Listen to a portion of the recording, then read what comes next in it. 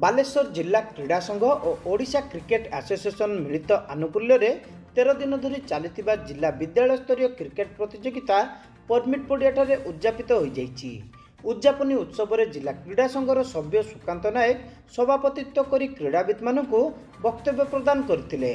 जिला क्रीड़ा संघर कार्यकारी सभापति अभय महापात्र खेल संपर्क में मत देते।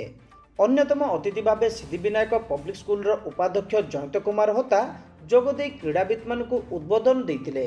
सभ्य प्रदीप दास और आलोक पंडा यह प्रतियोगिता क्रीड़ा संघर एक उचित पदक्षेप बोली कहिथिले।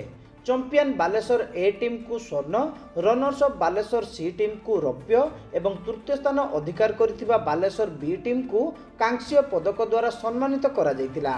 सिद्धिविनायक पब्लिक स्कूल और मॉडर्न पब्लिक स्कूल को एक क्रीडा रे अंशग्रहण पई ट्रॉफी प्रदान करा जायतिला।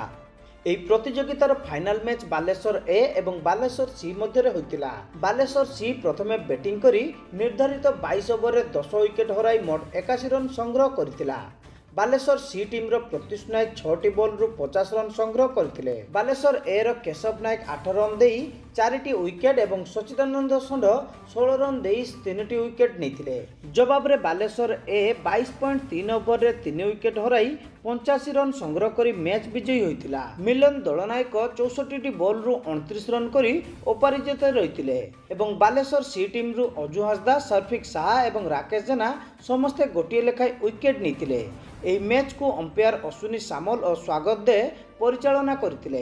राहुल सिंह और सोमेंद्र साहू स्कोरर दायित्व संभाळिथिले। एही उद्यापनी उत्सव में जिला क्रीड़ा संघर जुग्म संपादक वीरेंद्र कुमार स्वाई, कार्तिक चंद्र नायक, जन्मजय दे, सभ्य मानस कुमार दास, राजीव सेनापति, सुबीर नायक एवं अन्य कर्मकर्ता, कोच, खेलाड़ी माने उपस्थित थिले। जिला क्रीड़ा संघर क्रिकेट जुग्म संपादक अजित कुमार पात्र शेष समस्त को धन्यवाद देते।